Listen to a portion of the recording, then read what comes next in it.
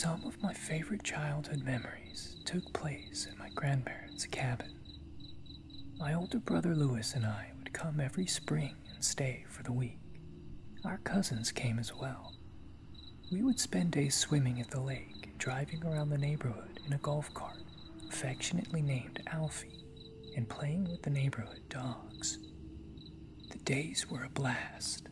The nights, however, weren't my favorite times. My older cousin Justin invented a little game. It was excruciatingly simple. Basically, we took turns spending 15 minutes in the dark, cramped guest bedroom closet by ourselves. There was nothing special about this closet.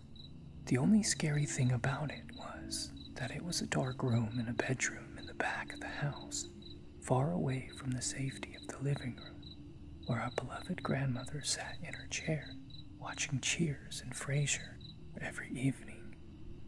To my 6-year-old self, it may as well have been hell itself to be in the dark by myself. I never did make it the whole 15 minutes. None of the younger cousins did, a fact which our older cousins used to relentlessly tease us. The 3 older kids, Louis, Justin, and Amaya, all managed to spend the full 15 minutes in the closet, and they all had different stories for what they experienced. Louis claims a ghostly white woman grabbed at his throat. Amaya said a little boy with no eyes appeared beside her, laughing maniacally. But the story that scared me the most was Justin's. He claimed a man with glowing red eyes sat across from him in the closet. And do you know what he told me, Austin? He asked me in his dramatically low voice. For a kid of only 10, he sure was a good storyteller. What? I asked, peeking out from behind my blanket, trying and failing to hide my fear. He told me how I would die, how and when, every detail. His eyes gleamed as he spoke, boring into mine. And, well, how does it happen? I challenged, secretly hoping he'd end the story already.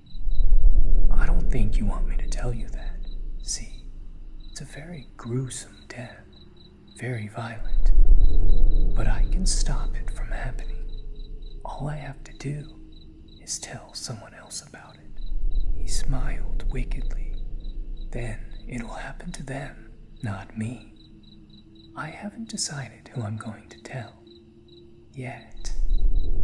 So maybe you should keep that in mind next time you don't want to give up your turn driving Alfie. Looking back now, it was pretty lame, and part of me knew that no kid would be so nonchalant about his upcoming demise, especially one he deemed the worst possible way to go. But any time we would both reach for the last cookie or fight over whose turn it was to play a game, he would grin and say, "Are you sure you want to make me mad, Austin? You wouldn't want me to tell you a little story now, would you?" And I would always give in. It just didn't seem worth the risk. So, that was the closet game. Justin, Lois, and Amaya all loved it. The younger cousins, however, dreaded those nights when one of the older kids would grin and say, "Let's see if any of you can last in the closet tonight." My younger cousins were Amaya's younger sisters, 7-year-old Lena and 6-year-old Macy. Because they were both girls, the older kids, specifically Justin, didn't hound them nearly as much about being too chicken to last as he did me.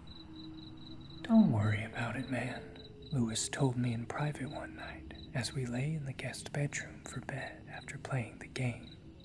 "He only gives you a hard time because you react. It's not a big deal if you can't stay in some stupid closet for 15 minutes. Louis was always much nicer to me when the other kids weren't around. Well, I'm gonna do it one day. I know I will," I declared. I was embarrassed that I'd once again ran out screaming after only a minute or two of sitting alone in the dark. "Sure you will, dude," Louis yawned, and after a few minutes, his light snores filled the room as I stared at the watermarked ceiling, wide awake and reeling at how patronizing his tones sounded to my ears.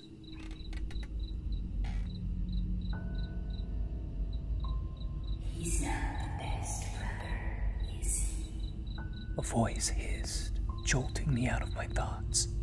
I sat straight up in bed and glared at where I thought the voice had come from. The closet. The door was still open a crack. I stared at the sliver of darkness within. I started to think the voice must have been my imagination, when a pale white hand extended out of the black and beckoned me close. "Don't be afraid, Austin. I just want to talk." That's when I realized I recognized the voice. "Grandma," I whispered, my voice catching in my throat.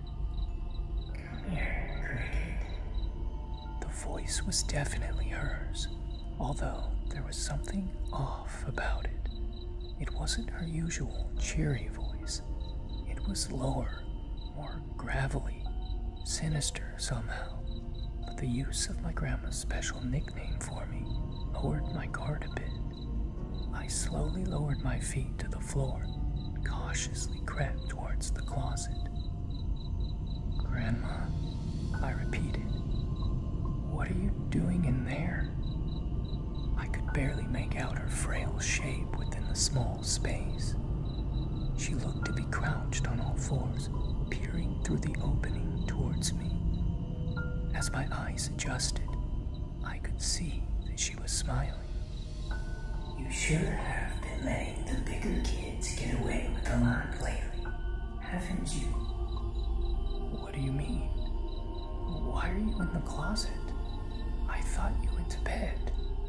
I looked over my shoulder at the door, thinking of going to Grandma's room. "Look at me when I'm talking to you, young man." I snapped back to attention. It was so rare for Grandma to snap at any of us kids. I wasn't used to the bite that was suddenly in her tone. Her face was right against the crack of the closet now. It was my grandma, but not. This woman was grimy, dirt in the lines of her face. Her teeth were cracked and stained yellow, and her eyes were pure black, darker than the room around her. They seemed to suck me in, like they were absorbing me somehow. I couldn't look away if I wanted to. "Nobody but wimps allow treatment like that," she whispered, those black eyes holding mine. "Brothers are supposed to look out for you, stand up for you, believe in you. When was the last time your brother told Justin to leave you alone?" Never. Louis never defended me to Justin. He was too much of a coward to stand up to the cool older cousin. My grandma grinned at me. "You know what you should do, Cricket."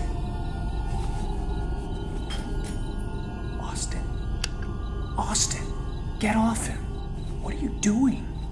I suddenly felt several pairs of hands grabbing me and yanking me away. I fell hard to the floor as excited voices yelled all around me. "Louis, are you okay? Is he breathing? Oh God, he's okay. Oh, thank you, God. Thank you. Louis, what happened?"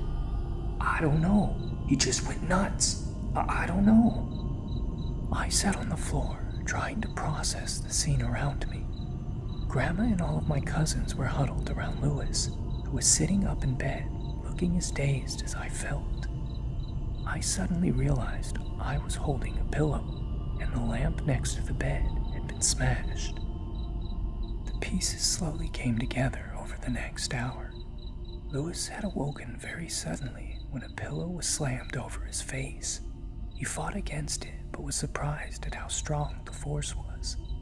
Luckily, his thrashing had knocked over the lamp, which which had awoken my cousins sleeping next door, and they roused my grandma. They ran into the room to find me leaning on the pillow over my brother, an enraged look on my face. It was so out of character for me. I had always been very timid and easygoing as a child. Nobody expected such an act of violence out of me. My parents took me to therapy, of course. I told them when I could remember that my grandmother had come into the room and told me to do it. That was, of course, ridiculous. My grandmother had been sound asleep in her room. There was no question about this, considering all of my cousins had to wake her up to get her to come and save my brother. The therapist never could give my parents any satisfactory answers on why I seemingly snapped. The relationship between my brother and me obviously took a huge hit after that night. It took a long time for him to hang out with me again, even longer to stop sleeping with his bedroom door locked. But eventually, as the months went on without me taking another attempt at his life, he started to relax. My family stopped watching me from the corners of their eyes like I was a bomb about to go off. The event was chalked up to me being a little boy who was angry at being picked on and didn't know how to express my anger. They kept me in therapy for a while longer, but I had quickly learned not to mention the woman who whispered to me from the closet. I was smart enough to just go along with what the therapist instructed me to do. Breathing exercises when I get angry, talking about my feelings instead of burying them, etc. And those visits eventually ended as well. That was over 20 years ago. It was a little more than an unpleasant memory until last week, when my wife, my 5-year-old son, and I traveled back to my hometown to help my parents arrange my grandmother's funeral. She had passed peacefully in her sleep, and we all knew it had been a long time coming, considering the woman was in her late 90s. I had agreed to go through my grandma's belongings to save my mother the heartache. I was even looking forward to spending time with my son, Rowan, in the same house I had so many happy memories from at his age. However, this process was not the fun, sentimental trip down memory lane I had envisioned. Grandma had taken to hoarding in her final years, and trying to separate the trash from the valuables was a time-consuming feat. Plus, my son's constant energy and demand for attention from his mom and me led to me snapping and yelling at him, much more than I'm proud to admit. After I had almost lost my mind over him accidentally shattering a glass snow globe that I knew my grandma had really loved, my wife decided it was time to call it a night and get some rest. We had planned to get a hotel, but due to our sheer exhaustion, we decided to just crash in the guest bedroom, all 3 of us falling onto the bed. This room was surprisingly untouched by Grandma's hoard. I passed out almost immediately. I woke up later to the sound of my wife's voice floating from across the room. I could barely hear her and was sure she was trying not to wake me, but I've always been an incredibly light sleeper. When I heard Rowan's voice whisper back, I assumed she was just up to help him find his way to the bathroom through the hoard, and rolled over to get back to sleep. Instead, I snapped wide awake when I saw my wife sleeping peacefully beside me, and no Rowan between us. I sat up in bed and turned toward the closet, where the voices were coming from. Dreadful memories rushed back to me as I saw my son crouched in front of the closet door and made out the words that were being said. Daddies should never yell at you the way yours does, Rowan. Why aren't you stopping him?